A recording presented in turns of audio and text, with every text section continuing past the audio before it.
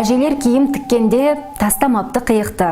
Әр алуан қиық түскенде дорбаға салып жиып, соңында тамаша құрақ көрпелер тігетін болған. Құрақ көрпенің тарихы тым тереңнен басталады. Әйтсе де, асыл мұра хабарының кезекті саны тарихқа дендемей-ақ осы бір өнерді өшірмей келе жатқан көнекөз әжемізге арналмақ. Құрақ құрап, киіз басқан, жүн түтіп, тоқма тоққан Жібек Орынбаева бүгін біздің кейіпкеріміз. Амансыз ба, Жібек апа? Қош келдіңіз. Қош көрдік. Асыл мұраның бүгінгі санында өзіңізден құрақ құраудың қыр-сырына тоқталып, ою-оюдың өзіндік ерекшелігін білсек деген ниетпен келдік. Шешем ісмер кісі болды. Тоқма тоқитын, құрақ құрайтын, текемет басатын. Сол кішкентай 8-ші класстан бастап текеметтерге түрді салып, түрші атандым жас кезімнен. Одан кейін келе ою көрпеше тіктік. Қыздың жасауын, сүндет тойға қоржындар тіктік. Сон үлкен қызым маған көмекші болды. Екеуміз бір 2 жылдай сондай кәсіппен айналыстық шама. Жібек апа, барлық өзіңіздің жүріп өткен жолыңызды бір ғана сөйлеммен жеткізу мүмкін емес қой. Асыл мұра хабарының бүгінгі санында осы бір оюға ерекше басымдық беріп тоқталсақ, сондай-ақ мына бір құрақ көрпелердің өзінің әрбір матаны қиюластыру, түстерді үйлестірудің өзі оңай шаруа емес қой. Осының барлығын бүгін көрерменге жіліктеп тұрып көрсетсек дейміз, Ең әуелі құрақ көрпелерге тоқталайық. Талайды тамсандырған осы бір қазақтың қарапайым да қайталанбас қолөнері осы құрақ көрпемен тікелей астасып жатыр. Бұның да өзіндік мағынасы бар, мәні бар. Ең алғаш құрақ көрпені қай жасыңыздан бастап тіктіңіз? Құрақ құраумен осы ой-ойланды тұрмыс құрауынан кейін бастадым. Сол 25 жасында бастадым. Одан үйге енді жарқырап тұрсын деп тіге бастадым. Тұрмыстық қажеттіліктен туындады ғой құрақ көрпе тігу, Әрине енді үй болғаннан кейін. Халықтың ұлт екенін айқындайтын 3 негізгі өзегі бар. Оның ең алғашқысы тіл өнері, одан кейінгі қол өнері, одан кейінгісі саз өнері. Ал соның ішіндегі ең шоқтығы биігі осы қол өнер. Бабадан балаға мирас болған осы бір өнерді өзіңіз анамнан үйрендім дейсіз. Ал сіздің ізіңізді жалғап келе жатқан кімдер қазір? Өзіңіздің немерелеріңізді бауырлайсыз ба? Енді байқап тұрмын, сіздің келіндеріңіз қазір құрақ көрпе тігіп отыр, Өзіңіз үйреттіңіз ба, жоқ әлде өздері епті болып келді ма? Шәкіртсіз ұстаз құл дейді ғой. Содан енді өнер жалғасу керек, мысалы, қалмау керек қой өнер. Енді зердесінде зейіні бар жандар осы бір құрақ көрпелерге ойлы көзбен қараса сан алуан сәнді дүниелерді аңғарары анық. Бір әдеміліктің нышаны, әрбір үйге әр беріп тұрады, әрбір шаңырақтың ажарын ашып тұрады. Және де құрақ көрпенің бір емес бірнеше түрі бар. Біз білетіні осы бір ромбы тәріздес, не болмаса гүлдің күлтешелеріне ұқсайтын құрақ көрпелер бар. Ал өзіңіз қандай құрақ көрпелер тігесіз? Сіздегі ерекшелік қандай? Мына көрпеше мысалы жұлдызша деп айтады. Гүл құрақтан жұлдызша. Келін алдында көрпешелерді бал арасы құрағы дейтін аны. Бұның барлығын арнайы өлшеммен өлшеп, сызып, матаны қиып барып. Өлшеп тікпесе ол дүзу шықпайды, тура шықпайды. Бізде енді өнер, Алланың берген, Құдайдың берген өнер бар ғой, сосын кейін үйлестіру солардың қолынан келеді ғой, екінің бірінің қолынан келе берген. Бұнда жұлдызша құрақ деп айтады, ортасында жұлдыз сияқты мұның. Жұлдызша құрақ. Мына жағы жапырақ, мынау жапырақ. Ерінбейсіз ба, апа? Енді өнер адам шаршамайды ғой. Одан қайда рахат, ләззат аламын, шаршағанымды басам қайта осыған. Тынығатта нервім тынығат болған алдансаң. Осы бір ғана өнердің аясында бір емес бірнеше байқауларға қатысқан екенсіздер. Аудандық жаңағы көрме байқауларына қатысып жүлделі орын алған екенсіздер, 2 жыл қатарынан ауданаралық көрмеге бардық. Арнайы шақыру түрмен.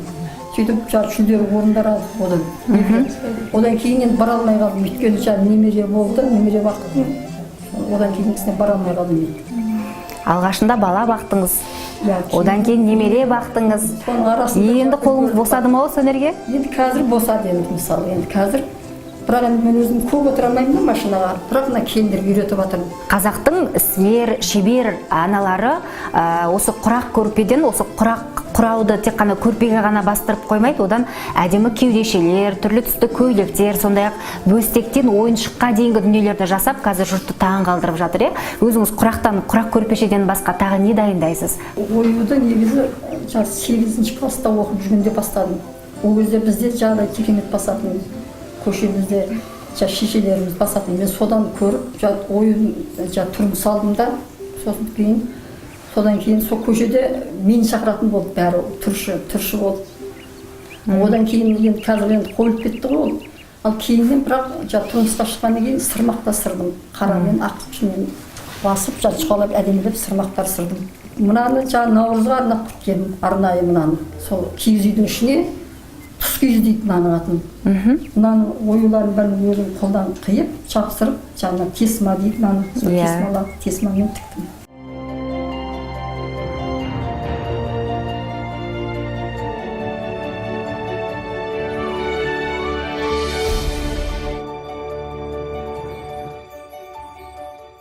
Абай атамыз айтқан 5 дұшпанның бірі ысырап.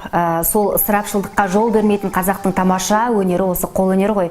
Әрбір тігістен қалған матаның өзін қиюын келтіріп, қиыстырып, осындай бір әдемі құрақ көрпелер тігесіз, қалаберді оюға бастырасыз. Ал және де сол бір бұрыннан қалған жіптерді біздің әжелеріміз, апаларымыз көріп өстік қой. Ұнамаған киімді қайта сөгіп, сол жіптен басқаша дүние тоқып беретін. Соған біз бала кезімізде мәз болып, сол бір дүниені ерекше бір әдемі дүние деп бағалайтынбыз. Сіздің қолыңызда да сондай бір жіпті алып, тоқыма тоқып отқаныңызды көріп отырмыз. Бұл не нәрсе болды? Бұлар кішкентайларыма көйлектер тоқып жатырмын. Енді қолдан келгеннен кейін істеген жақсы ғой енді. Салфеткілер тоқып жатырмын, табақтың астына қоятындар, қазақша. Табақ тартқан кезде сол бір дастарханның сәні бұзылмасын деген ниетпен осындай бір дүниелер тоқып жатсыз, Тоқыманы да анаңыздан үйрендіңіз ба? Тоқыманы енді шешеміз жағдай орамал тоқитын, сосын неше түрлі жағдай нелер тоқитын, шоқтар тоқитын, сол кісіден үйренген. Кезінде орамалда тоқыдым мен, неше түрлі орамалдарда тоқыдым, жемпір тоқыдым, балаларыма тоқып бердім. Басқаларға да тоқыдық, жемпір бәрін. Өзім қолдан еріп, түйе жүннен, қойдың жүннен еріп өзім тоқыдым. Сапалы болған шығар олар, Қазіргі жіптермен айырмашылығы жермен көктей шығар? Мінсіз болмаса мен сөгіп жіберіп қайтадан тоқыдым. Мінсіз болып шығу керек. Негізі суретші адамдардың, өнері адамдарында дейді ғой, екі көзден баса үшінші көз болады дейді ғой. Сразу бірден аңғарады, бәрін аңғарымпаз. Қайта кеткен жерімді сөгінші қоймайды, қайтадан сөгіп, қайтадан тоқиын. Сол бір жүнді сабап, жіп қып иірген кездеріңіз туралы айтыңызшы, ол қай кездер еді? Ол жүнді қайдан алатын едіңіздер? Ол жасаған бұйымдарыңыздың сапасы қандай болушы еді? Тұрмысқа шыққаннан кейін қажеттілікке қарай жағдай текемет бастым. Жағдай ақ жүн, қара жүннен үйіріп, жағдай сырмақ та сырдым. Кейіннен енді қалды ғой енді ол. Сосын кейін тоқыма тоқу. Неге осы сырмақ сыру, текемет басу, жаңаға киіздің әрбір жүнін бояп, киіз басу деген дүниелер қазір қалып қойып бара жатыр? Тек ауылды жерде арагідік көп қалатымыз болмаса, баяғыдай екеудің бірінде асарлатып киіз басатын көріністер қазір мүлдем көрмейміз. Енді қазір соны үйренем деген адам болса мен үйретер едім. Өйткені соны қыры мен сырын бәрін мен жақсы меңгеремін. Керек болса киізді жағдай шиге орап басады ғой. Сондай шиіне дейін алып келгенмін осы жаққа дейін соны. Неге өзіңіз көрші қолаңды шақырып, жас келіндерді шақырып үйретпеске? Шын жоқ қой. Ал енді үйренем деген адам болса қазір үйренедік. Енді соның ең соңғы тұяғы киіз басқан сол біздің қатарымыз ғана қалды. Қазіргі жастар енді біле ма, білмей ме, оны білмеймін қазіргі жастарды.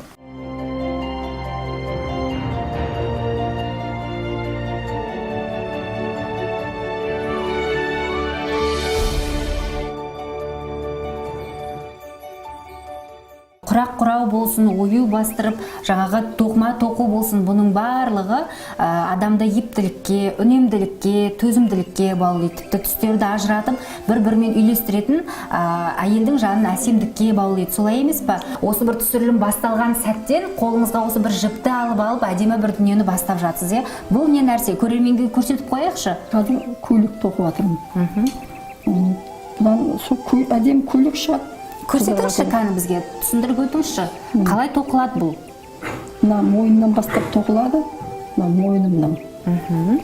Қаны көрерменге де көрсетіп қояйық. Мына мойын жағымнан. Мына енді кеудесі былай келіп, кеудесі тоқылады да, сосын етегін тоқиып, көйлек тоқып шығады. Қанша уақытыңыз кетеді осыны бір көйлекті тоқып біту үшін? енді отырсам 2 күнде бітіремін ғой. Бір көйлекке 2 күн уақытыңыз кетеді. Ал ең ұзақ тоқыған бұйымыңыз қандай? Ең ұзақ тоқығаным жаңағы не тоқығанмын, үлкен стол үсті жабатын салфетка дейді ғой, соны тоқыдым. Соны 10 күнде тоқыдым.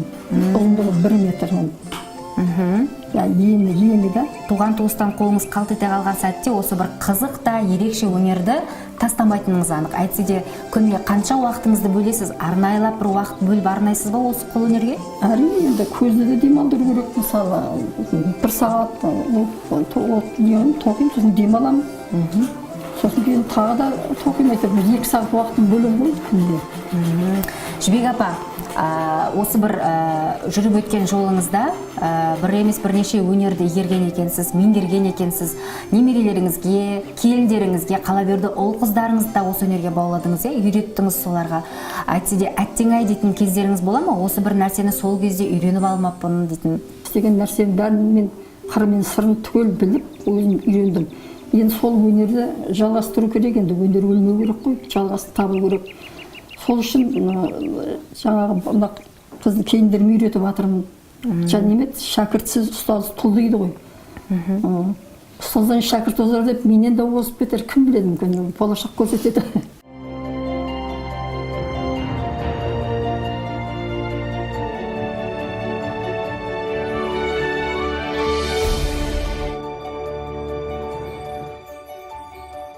Ана көрген тон пішер дейтін әдемі тәмсілдің астарында мінекей осындай тамаша көрініс жатыр. Қадірлі көрермен, әрбір шаңырақта қазақтың қолөнер бұйымдары тұрса, әрбір шаңырақта оюлы көрпе төселіп тұрса, бұның өзі біздің өнерге деген құрметімізді көрсетсе керек.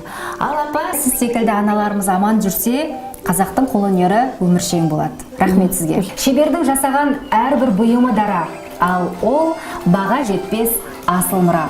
Қадірлі көрермен, хабарымыздың кезекті саны осымен тамам. Келесі эфирде қайта жүздескенше амандық болсын.